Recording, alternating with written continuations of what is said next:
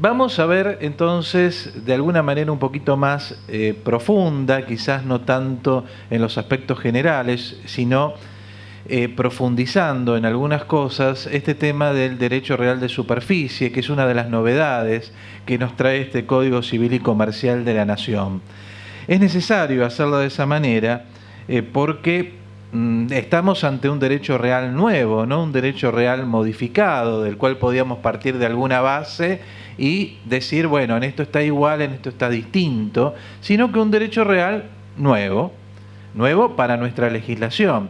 Si bien ya teníamos la ley de superficie forestal, 25.509, que incluso en las jornadas nacionales del año 2001 en esta casa de Derecho Civil se discutió sobre el mismo.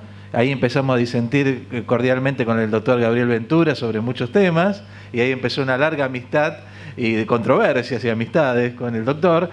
Lo cierto es que ese derecho civil, ese derecho de propiedad superficie forestal no tuvo ningún éxito. Siempre me aseguran de que se ha hecho alguna escritura, pero yo realmente nunca pude ver una ni nadie me la pudo mostrar. Creemos que ha sido casi un total fracaso. ¿Cómo conceptualiza el derecho de superficie el nuevo Código Civil y Comercial de la Nación? Bueno, dice de la siguiente manera, ¿no? El derecho de superficie es un derecho real temporario que se constituye sobre un inmueble ajeno que otorga a su titular la facultad de uso, goce y disposición material y jurídica del derecho de plantar, forestar o construir, o sobre lo plantado, forestado o construido en el terreno, el vuelo o el subsuelo, según las modalidades de su ejercicio y plazo de duración establecidos en el título suficiente para su constitución y dentro de lo previsto en este título y las leyes especiales. Bueno, una definición muy alambicada, muy complicada, de la cual podemos extraer después algunas consecuencias jurídicas. Hoy cuando las repasaba, digo, ¿a qué se refiere con las leyes especiales, no? Porque en rigor esto tenía sentido en la ley de superficie forestal que remitía a la ley de bosques cultivados. Pero bueno, no tiene mucho sentido volverlo a repetir acá en el Código Civil. Más brevemente, se ha definido el derecho real de superficie como el derecho de hacer y mantener una construcción, forestación o plantación sobre el suelo o el subsuelo de un inmueble ajeno. Acá tenemos un desgajamiento de la propiedad inmueble. Por un lado está la propiedad del suelo y a otro le puede pertenecer la propiedad de lo que está por sobre el suelo o lo que está por debajo del suelo. La regulación del derecho de superficie hubiera roto el esquema de Vélez, donde el propietario del terreno era propietario de todo lo que estaba hacia el cielo y de todo lo que estaba hacia el subsuelo, de los cielos hasta los infiernos, como decían los antiguos. Y si queremos ver una caracterización de qué se trata en una primera aproximación del derecho de superficie, hoy releyendo a Vélez, me encuentro con que en la nota, donde Vélez explica por qué no regula el derecho de superficie, da una caracterización que es la caracterización prácticamente del derecho de superficie actual. Dice Vélez, el derecho del superficiario consistía en poder hacer obras como edificar casas, plantar árboles, etc., adherente al suelo, sobre las cuales tenía un derecho de propiedad, independientemente del propietario del terreno, el cual, sin embargo, podía, por derecho propio, hacer sótanos y otros trabajos subterráneos bajo de la misma superficie que pertenecía a otro, con tal que no perjudicase los derechos del superficiario, así como el superficiario no podía deteriorar el terreno. El derecho de superficie, desde entonces como una desmembración del derecho de propiedad, podía ser transmitido y enajenado en todo o en parte, grabado con usufructo o servidumbre, y venir a ser objeto de una acción de partición entre herederos, etc. Y ser adquirido por prescripción. Es decir, Vélez, parece increíble, ¿no? Pero da una exacta definición, si queremos una primera aproximación, de qué es hoy el derecho de superficie. Bueno, ¿qué había pasado? Vélez lo sacó como lo sacaron la mayoría de las legislaciones del siglo XIX. Se recuerda que en Austria igual hubo, que en Bélgica luego se dictó una ley, que en Francia, pese a que no estaba contemplado, después la jurisprudencia lo aceptó, pero lo cierto es que la mayoría de las legislaciones del siglo XIX lo veían como una carga mayor sobre la propiedad inmobiliaria y lo habían dejado de lado. El Código Alemán, en 1900, sanciona la superficie y hay un renacer en todos los códigos contemporáneos. El Código Italiano del 42, el Código Portugués del 60 y algo, los códigos latinoamericanos y los congresos y los proyectos de reforma de nuestro Código Civil, 87, 93, 98, lo incorporan. La primera cristalización, como les decía, de este derecho es la Ley de Superficie Forestal 25.509, que queda derogada por el Código Civil. Y ahora lo tenemos en nuestro código. ¿Cuál es el objetivo de este derecho de superficie que permite que alguien sea dueño de lo edificado, construye y sea dueño de lo edificado y no sea dueño del terreno? Y quizás el dueño del terreno puede seguir teniendo construcciones subterráneas, o al revés. Yo tengo construcciones subterráneas como superficiario y el dueño del terreno puede tener construcciones sobre el terreno. Bueno, en doctrina se dice que uno de los objetivos es el abaratamiento de los terrenos. Se dice también que en materia de superficie forestal, por ejemplo, cuando es para forestación, es para dinamizar la actividad forestal. En el caso que el propietario sea el Estado, y estaríamos hablando en tierras de dominio privado, no de dominio público, que se regiría por el derecho administrativo, también el Estado podría dar en superficie extensiones que tiene como dueño privado, como persona jurídica privada, sin desprenderse del dominio. Yo he dicho que en definitiva, sobre todo en lo que es lo edificado, es para una cultura que no quiere cosas permanentes, lo provisorio. Y entonces yo, por ejemplo, en Puerto Madero podría adquirir un terreno en superficie, no pagaría lo que vale todo el terreno porque lo adquiero por un número determinado de años, y al cabo de un determinado tiempo, ese edificio que he construido, que hoy parece magnífico, se transforma en algo viejo, no antiguo, sino viejo. No en el Hotel Alvear, sino en un hotel modernoso que dentro de 30, 40 años es viejo. Entonces, bueno, a mí no me interesa mantener esa propiedad más de una determinada cantidad de tiempo. Y por el otro lado, el propietario que lo enajena sabe que es por una cantidad de tiempo determinado. Ahora bien, si ustedes se fijan, esto va a funcionar más para las grandes empresas, donde trasciende la vida de la persona la constitución de algo sobre un inmueble.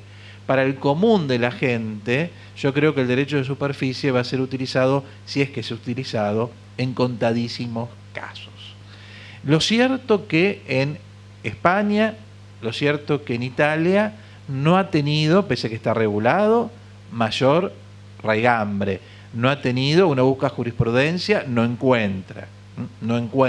Yo incluso he buscado jurisprudencia portuguesa, muy escasa.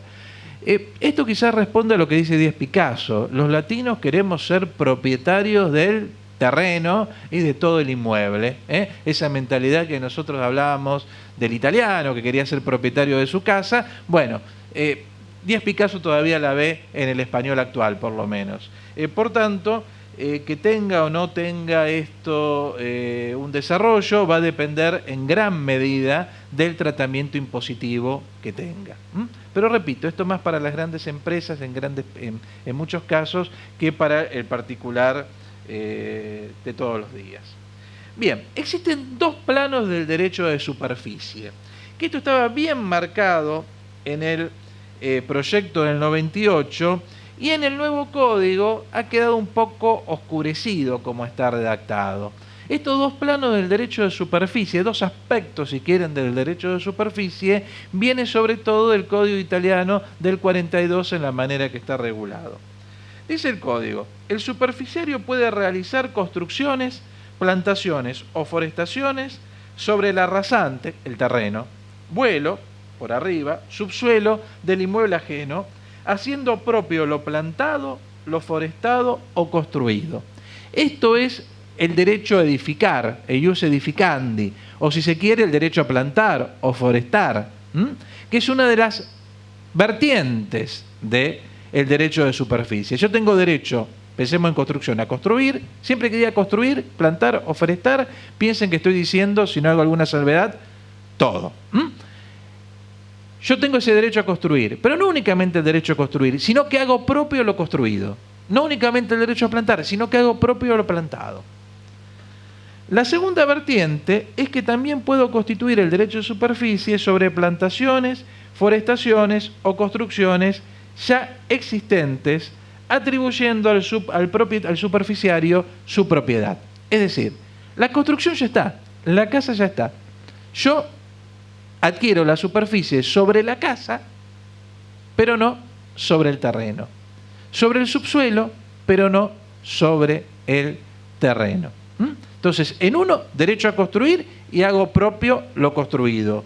En el otro, compro lo construido, pero si se llegara a destruir, tengo el derecho, después lo vamos a ver, a reconstruir. Si se llegara a destruir la plantación, tengo derecho a replantar.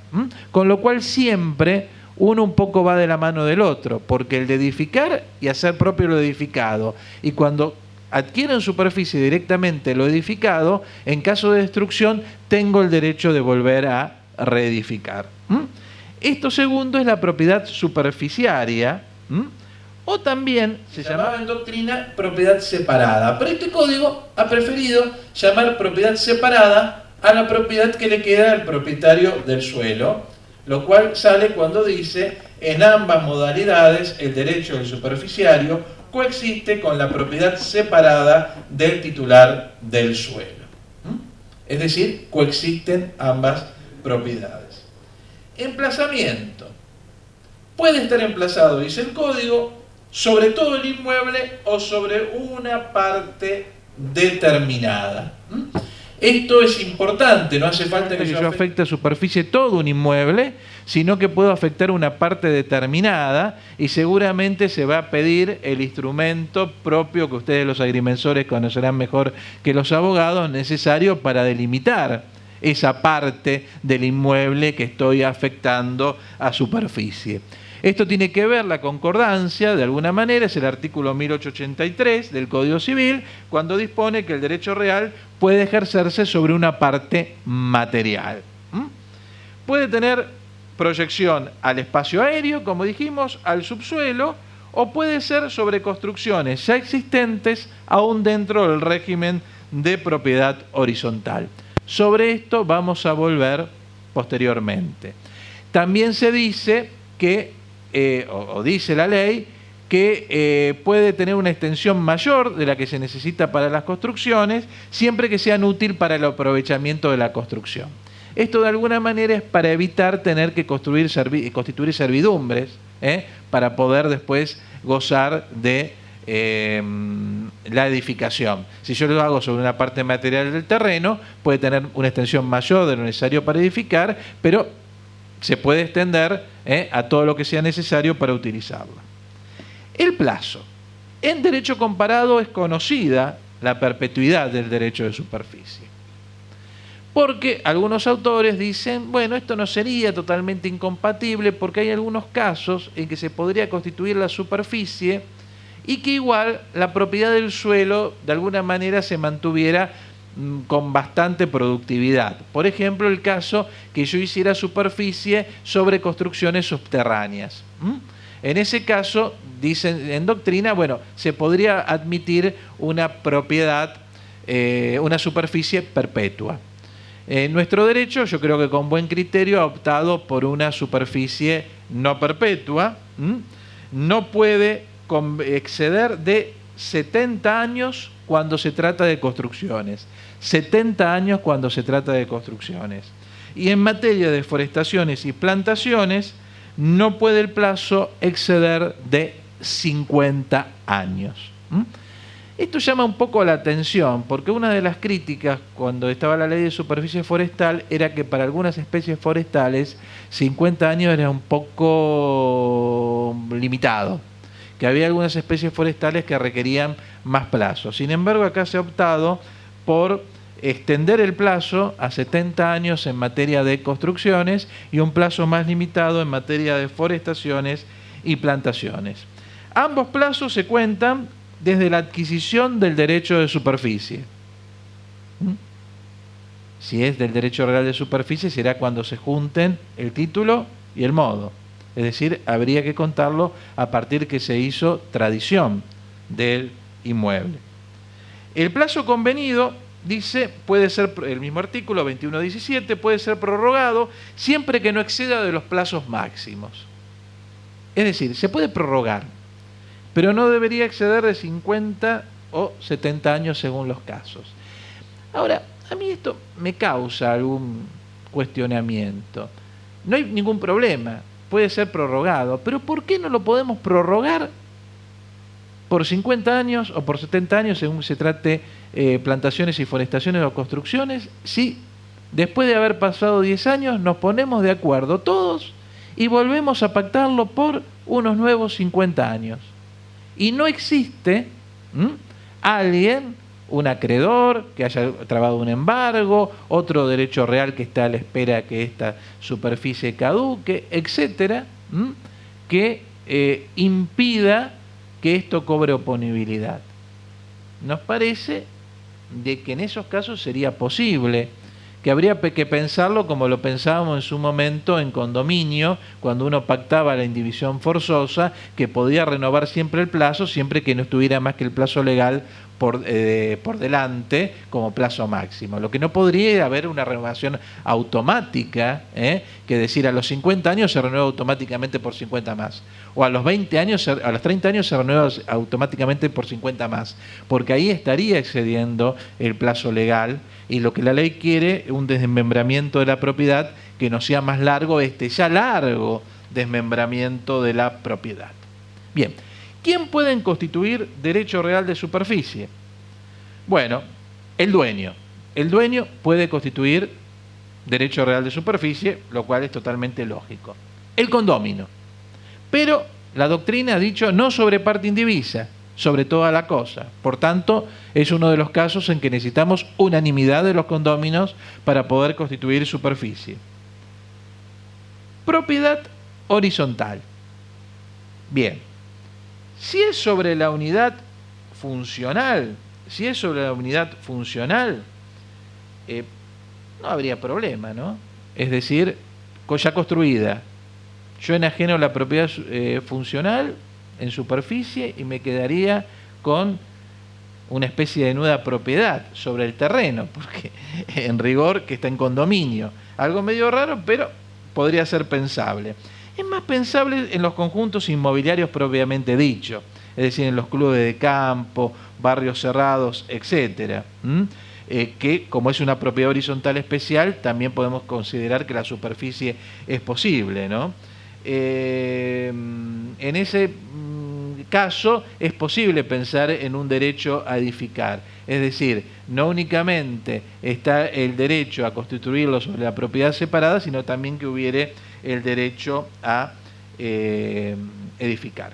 Ahora, si es sobre toda la propiedad horizontal, que sería posible, que podría deducirse cuando dice el 21.16, puede constituirse sobre construcciones ya existentes aún dentro del régimen de propiedad horizontal, en este caso estaríamos ante un tema que va a requerir la unanimidad de todos los consorcistas, porque estaríamos ante algo que está afectando toda la cosa común. No hay normas específicas en el código, hubiera sido de desear que hubiera algunas normas específicas. Por lo pronto, habría que reconocer al superficiario los derechos suficientes sobre los bienes comunes para que ejerza su derecho y terminada la obra goce de la misma. El Código Civil de Portugal tiene una norma que establece que, levantada la obra, son aplicables las reglas de la propiedad horizontal, pasando el constructor a ser condómino de las partes comunes del edificio.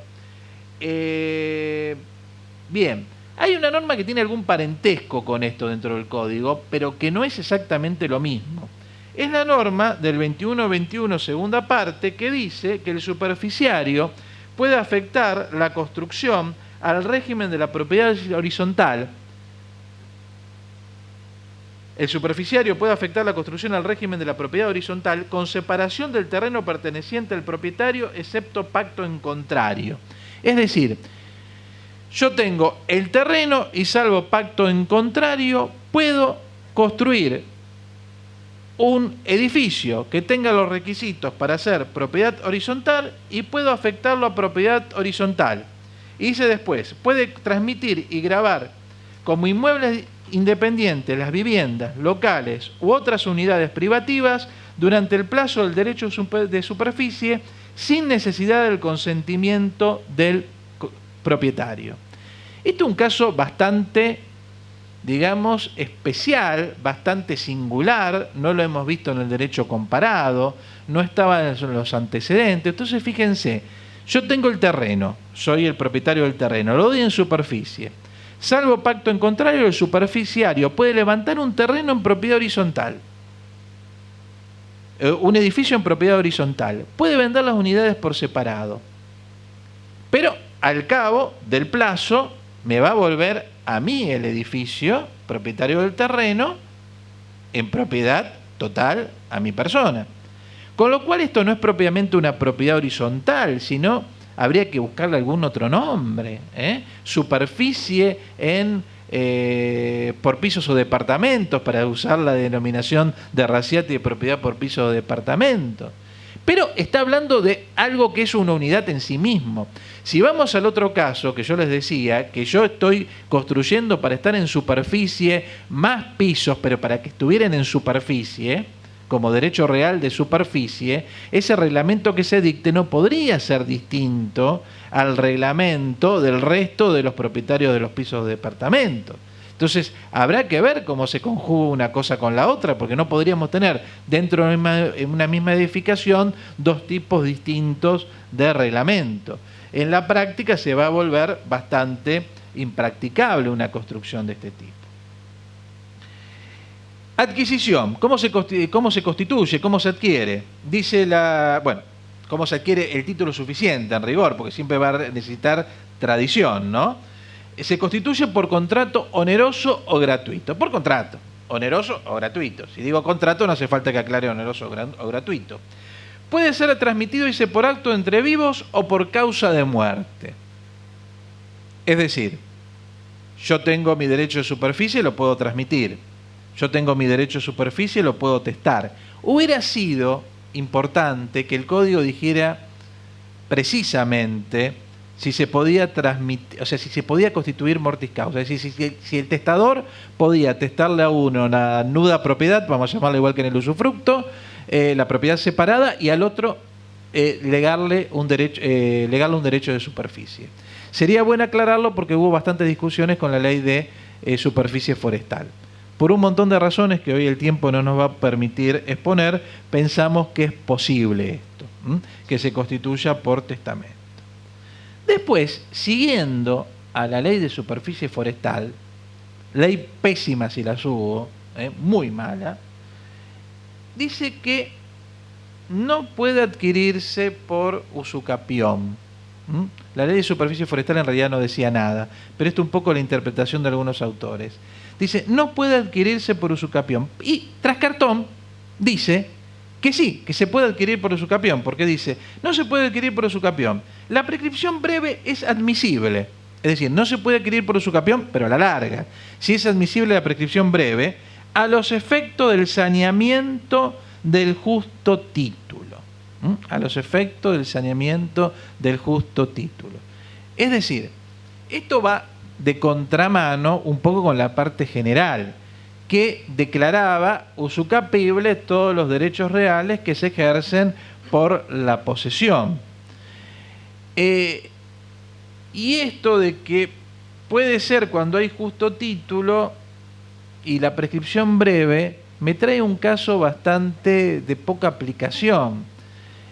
Primero porque tengo que tener justo título, segundo porque tengo que ser de buena fe, y la buena fe no es únicamente haber conocido, sino haber podido conocer, y con un estudio de títulos probablemente hubiera podido conocer. Entonces, hubiera servido haber dejado la usucapión larga. ¿Por qué la usucapión larga no se deja? Porque alegremente se dice, ¿quién va a recurrir a la usucapión del derecho de superficie si puede usucapir el dominio? ¿Saben quién puede recurrir a eso? El que no tuvo nunca ánimos de propietario, de dueño, porque él tenía un título que era un justo título de superficie, pero, por ejemplo, no tenía la buena fe. O tenía un título putativo, supongamos que construíamos superficie en 2 lotes y yo ocupaba el lote que no era. Por tanto, mi ánimo evidentemente no era de dueño, sino que era de superficiario. Entonces hubiera sido bueno que a los 20 años hubiera podido adquirir mi derecho de superficie por el plazo que decía el título. Esto es porque no se ha analizado esto debidamente al momento de sancionar el código. Bueno, facultades del superficiario. Primero, las facultades materiales. Puede edificar o plantar o forestar según la naturaleza del derecho constituido, y después es dueño como un dominio revocable de lo que edifique, planta o foresta. Bien.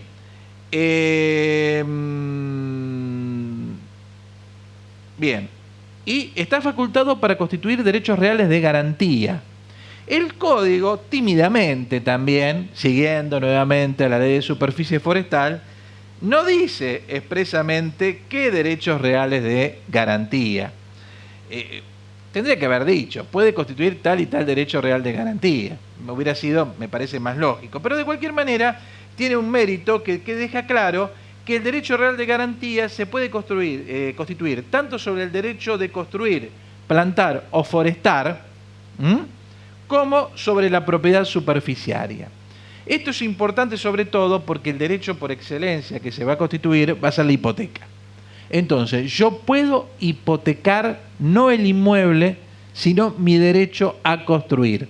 Esto es importante porque cuanto más fondos yo necesito es en el momento de la construcción. Entonces me permite que yo hipoteque mi derecho a construir, mi derecho a edificar o mi derecho a plantar. Por supuesto, también puedo hipotecar la propiedad separada, es decir, tengo ya la casita hecha, puedo hipotecar también la casa. Limitados en ambos casos al plazo de duración del derecho de superficie. Luego, el código, cuando habla de hipoteca, en el artículo 2206, va a decir que pueden constituir hipoteca los titulares de los derechos reales de superficie, y en anticresis va a decir que puede constituir anticresis los titulares de los derechos reales de superficie. O sea que también la anticresis es pensable en materia de superficie. Facultades del propietario, es decir, de este, vamos a llamarlo como en el caso del usufructo, nudo propietario, para entendernos.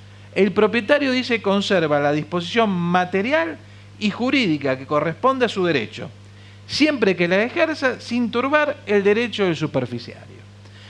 A ver, la jurídica, no hay duda, puede enajenarlo, pero el adquirente tiene que respetar el derecho del superficiario. Puede hipotecarlo, que esto en la ley de superficie forestal no era posible. Puede hipotecarlo, faltan pocos años para vencer el plazo de la superficie. Puedo conseguir un acreedor hipotecario e hipotecarlo. Puede constituir el derecho real que le plazca, siempre que se la ingenie para no turbar los derechos del superficiario. Es decir, a veces uno lo piensa y parece poco compatible. ¿Cómo hago un usufructo? Pero puede ser el usufructo sobre lo que está por arriba, porque el superficiario tiene nada más que cocheras subterráneas, y entonces es posible que yo constituya un usufructo en otra parte del inmueble que se proyecte, por ejemplo, hacia la altura. Bien. Destrucción de la propiedad superficiaria. El código prevé qué pasa si se destruye.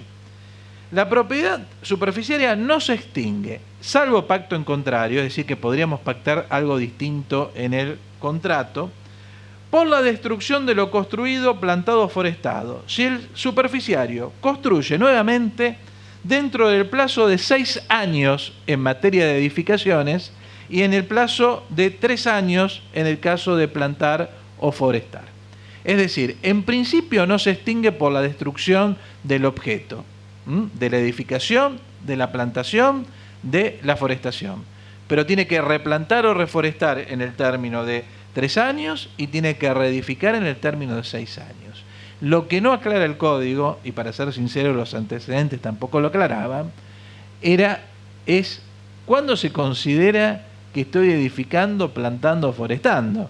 Cuando empecé a cavar la zanja, supongamos que se hubiera destruido totalmente el inmueble. Cuando empecé a hacer el pozo o cuando terminé de construir. Pareciera que cuando empecé a hacer el pozo. Y yo hice el pozo y después lo detuve. Bueno, serían cosas quizás para dejar establecidas un poco más claramente en el título, ¿no? Para que tratar de tener la menor cantidad de dudas con respecto a esto. Y además, como es excepto pacto en contrario, yo podría pactar que si no hace determinadas construcciones en el plazo de 6 años, pero ¿qué significa hacerlo en el plazo de 6 años? Se extinguiera. Porque me da la posibilidad, porque dice excepto pacto en contrario. Si puedo pactar que la destrucción extingue y que no puede reconstruir, también le podría pactar pautas para reconstruir. Bien. Obligaciones del superficiario. En rigor, el código prácticamente no establece nada, porque dice nada más, la transmisión del derecho comprende las obligaciones del superficiario. ¿Cuáles? No se dice. En realidad, no se dice. ¿Por qué no se dice? Y esto es un defecto que viene también de los antecedentes. Bueno, nuevamente, para ser sinceros. Porque claro, acostumbrados a que Vélez había previsto tantas cosas en usufructo, por ejemplo, y en otros derechos reales, alguien dijo, vamos a prever menos, vamos a sacar. Saquemos. Pero teníamos el esquema mental del Código de Vélez. Y todavía en usufructo, que han quedado pocas normas, está el esquema mental que de alguna manera... Yo cuando escribía sobre este tema decía que muchos de los artículos de Vélez sirven como ejemplos doctrinarios, si bien ya no sirven como normas, pero sirven como efectos doctrinarios, como ejemplos doctrinarios. Pero acá no tenemos ejemplos doctrinarios, no tenemos una ley anterior, etcétera, y no se dicen cuáles son las obligaciones. Entonces tenemos que recurrir un poco a la doctrina, y a la doctrina casi en su mayoría comparada. Pago del precio, puede ser oneroso o gratuito. Entonces se puede pactar un precio, que puede ser de una sola vez, o puede ser un precio periódico. El precio, como da nota de color, se llama en doctrina comparada solarium. Es el precio que se paga por la superficie solarium. Pueden pactarse obligaciones referentes a la forma de realizar los trabajos superficiarios en el título. También se podría pactar entre partes, sin perjuicio después de las obligaciones al Estado, que será como el Estado las marque, qué tributos debe pagar el dueño del terreno y quién el dueño de la propiedad separado del derecho a construir. ¿Qué consecuencias tiene la falta de cumplimiento de las obligaciones del superficiario? Nos parece perfectamente posible el pacto comisorio, como también hemos declarado que es posible en el usufructo, creo, en la última jornada, no sé si quedó después en las declaraciones. Y también es cierto que la transmisión comprende las obligaciones del superficiario. Yo puedo enajenar mi derecho, pero comprende las obligaciones del superficiario. Y la renuncia del derecho, su desuso o abandono, no lo liberan de sus obligaciones contractuales, lo cual puede interpretarse de manera amplia que aunque transmita su derecho de superficie, siga obligado por sus obligaciones contractuales, salvo que el dueño de la propiedad lo libere, que el dueño del terreno lo libere de esas obligaciones. Extinción. ¿Cómo se extingue el derecho de construir, plantar o forestar? Porque en realidad el 21-24 no habla de la extinción de la superficie. El 21-24 que habla de extinción, habla de la extinción del derecho de construir, plantar o forestar, no de la superficie como propiedad separada. El primero, que no está mencionado, sería la destrucción total del objeto sobre el cual recae. No estoy hablando de la casa, no estoy hablando de la forestación, no estoy hablando de la plantación. El terreno se lo comió el río, se lo llevó el río. Desapareció con un terremoto. Yo quise volver a encontrar una cita que es de Moisés Despanés. No, él hablaba de que cuando hubo un terremoto, creo que era él, que un terremoto en Valdivia, Chile, en el 60, un gran terremoto, hubo muchas partidas que hubo que darlas de baja porque había desaparecido abajo de las aguas. En ese caso se extinguió el dominio y junto con el dominio se extinguió, por supuesto, el derecho a construir, plantar o forestar. Por renuncia expresa, renuncia que habrá, como este es un derecho real, perdón, no lo dije, inmobiliario, recae sobre inmueble, se debe hacer por escritura pública. La renuncia expresa debe hacerse por escritura pública e inscribirse en el registro de la propiedad. Vencimiento del plazo, vencimiento de una condición resolutoria, por consolidación. Consolidación es la reunión en la misma cabeza de la calidad de dueño del terreno y de dueño del derecho real de superficie. Por tanto, se consolida en cabeza del superficiario, en cabeza del nudo propietario, en cabeza de un tercero, se extingue. Por el no uso, forma común de extinguir los derechos reales sobre cosa ajena, que en Vélez sobre todo era para promover que se consolidara el derecho en cabeza del propietario y que no hubiera derechos reales sobre cosa ajena y que encima de disfrute sobre cosa ajena y que encima no se utilizaran. No uso de 10 años para el derecho a construir y de 5 para el derecho a plantar o forestar.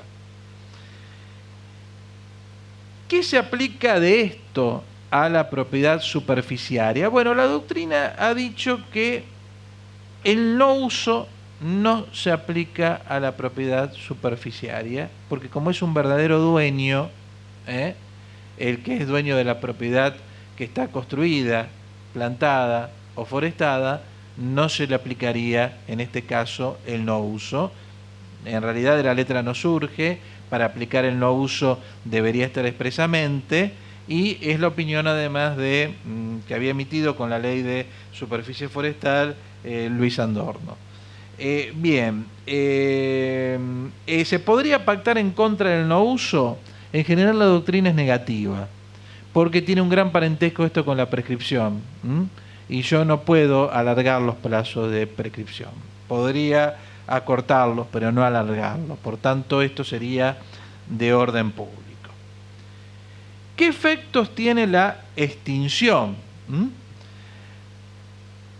Dice el artículo 21-25, al momento de la extinción del derecho de superficie por el cumplimiento del plazo convencional o legal, el propietario del suelo hace suyo lo construido, plantado o forestado, libre de los derechos reales o personales impuestos por el superficiario. Se comprende la redacción del código por lo que va a decir después, pero en realidad siempre va a ser suyo, aunque sea la extinción no por el cumplimiento del plazo convencional o legal. Vencido el plazo, se recobra el principio de accesión y se extiende a todo lo construido, plantado o forestado. ¿Por qué plazo convencional o legal?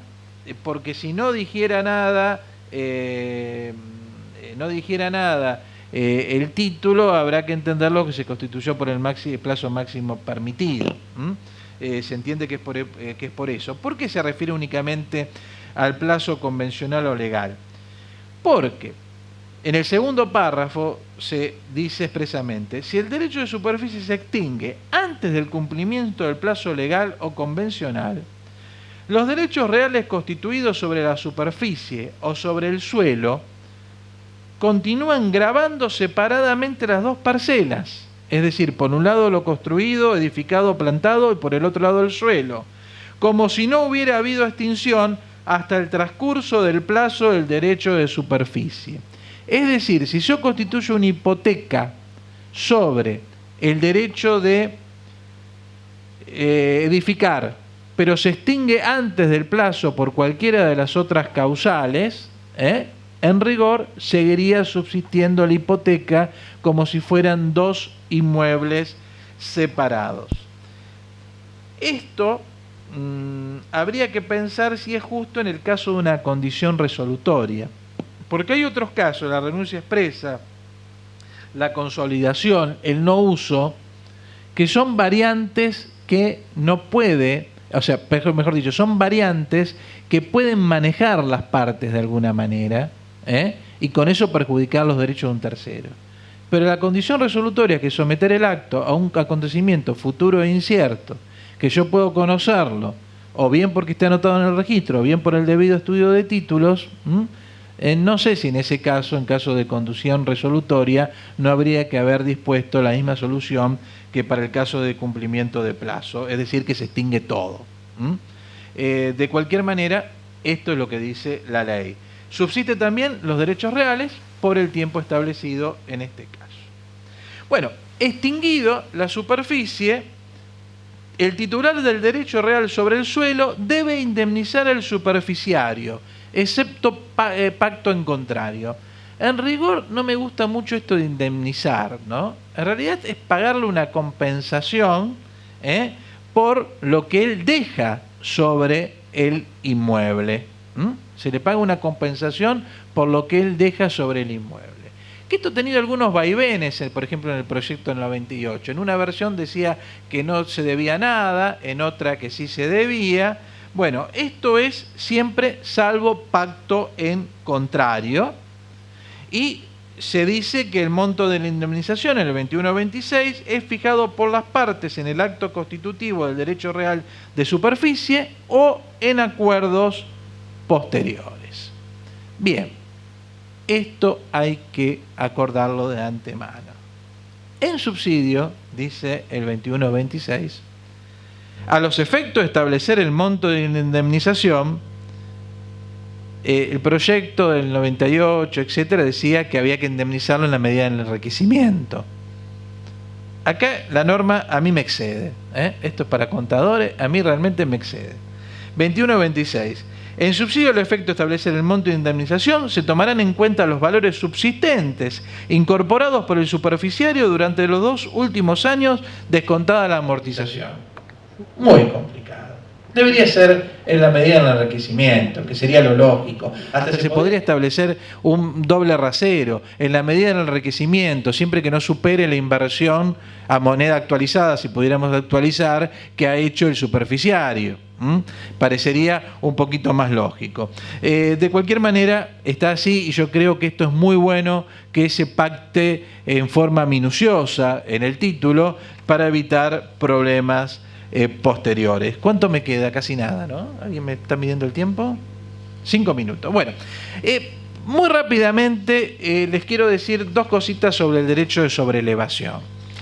El derecho de sobreelevación no es la superficie, sino que es un derecho que se le da a un tercero para que pueda edificar y afectar luego a propiedad horizontal lo edificado. Puede ser el propietario original del inmueble con reserva para construir, que se reserva derecho para construir nuevos pisos. Pueden ser los integrantes del consorcio para construir por administración, en ese caso con unanimidad. Podría ser una facultad accesoria del titular de unidades funcionales, de una propiedad horizontal. Podría ser la concesión a un tercero extraño para que después esas unidades se habiliten en propiedad horizontal, o podría ser la misma persona jurídica consorcio, como aneja una unidad funcional de su propiedad, o bien como un derecho dentro de su patrimonio, a fin que el resultado sea beneficioso para el conjunto. Pero siempre para afectarlo a propiedad horizontal, y la propiedad horizontal participa de esta característica del dominio que es perpetua.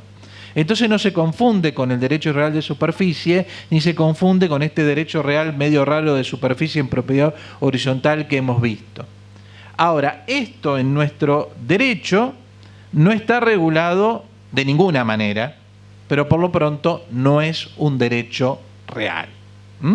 En el derecho comparado tenemos que, por ejemplo, en el Código Civil de Cataluña, catalán, por un lado se regula la superficie y por el otro lado se regula este derecho como derecho de vuelo, y puede ser para edificar hacia arriba, pisos en propiedad horizontal, hacia abajo, piensen en cocheras en propiedad horizontal. Podría incluso estar al costado del inmueble, como en un muy buen artículo dice el doctor Ventura, pero no es un derecho real, sino que se trata de un derecho personal, en todos los casos de un derecho personal, que probablemente pueda tener acceso al registro, seguramente si está en el primer reglamento. Se discute si se hace por separado el reglamento, si pudiera tener acceso al registro o no. Quizás después Betty nos va a decir cómo está, Betty Mazzei nos va a decir cómo está actualmente en el registro. Pero para pactar este derecho habría que tener algunos recaudos, ¿no?, que la doctrina ha aconsejado. Primero, que exista una autorización concreta y expresa de realizar la obra nueva. Segundo, determinación que el autorizado cubrirá, salvo que se pacte otra cosa, que no sería lógico, todos los gastos, costos y honorarios profesionales, planos, trámite administrativo, impuestos que demande la transformación y la modificación del reglamento de propiedad. La relación concreta respecto a la situación dominial de los bienes comunes que se amplían o modifican, porque claro, al habilitar nuevos pisos se van a modificar o se van los porcentajes, los bienes comunes, etcétera. Porcentaje que se asignará a las nuevas unidades sobre los bienes comunes. Renuncia a la titularidad de las obras nuevas a favor del autorizado, si es que el autorizado va a hacer propios esos departamentos nuevos que construye, la que se consolidará al modificarse el reglamento. Otorgamiento de los mandatos para todos los actos necesarios para llevar adelante el proyecto, incluyendo las facultades a fin de adjudicar unidades y reformar el reglamento y planos. Y la posibilidad o no de la cesión del derecho de sobrelevar, establecer de qué manera deben efectuarse las obras, el tiempo en el cual se deben ejecutar, bien, y otra serie de cuestiones que a lo mejor quizás no es el caso relatar ahora. Lo que sí yo quiero llamar la atención, que quizás el código, no como derecho real, me parece lógico no multiplicar un derecho real y un derecho real sobre el vuelo, y después si no edificamos, qué pasa en el espacio aéreo, etcétera. Pero quizás tendría que haber regulado un poco más detenidamente esto como derecho personal. Les digo porque me parece que en todos los días vamos a tener más cuestiones con respecto a la autorización para elevar nuevos pisos cuando el techo edificable no se ha agotado, que es lo que se plantean los autores españoles, que es lo que en unas jornadas en el 2002 allá en Mendoza el agrimensor Fricks planteó muy bien, hablando de la propiedad cuadridimensional. ¿Tridimensional? Bueno, pues ya hablemos de cuadridimensional, porque ahora hemos incorporado el tiempo también, el tiempo compartido. Entonces, no nos olvidemos de la cuarta dimensión, que es el tiempo. Mañana es el día que Marty McFly volvió del futuro. Es decir, es el 21 de octubre del 2015, el día que Marty McFly, llegó al futuro. La película Volver al Futuro, así que no nos olvidemos de la cuarta dimensión. Pero quizás este derecho, de alguna manera, nosotros vemos que se está gestando en un montón de cuestiones en distintas formas y merecía una mayor regulación. El de superficie, le auguramos el mejor de los éxitos al derecho real de superficie. Insisto que creo que va a depender del tratamiento impositivo, pero si fracasa, no nos olvidemos de esto que decía Díez Picasso y tiene que ver con lo que es el latino, ¿no? El hombre latino, que está muy bien que sea así. Queremos ser propietarios del inmueble en toda su extensión, por lo menos hasta donde podamos alcanzar de los cielos y en sus profundidades, pero sin llegar a los infiernos, por lo menos hasta el purgatorio. Bueno, muchas gracias.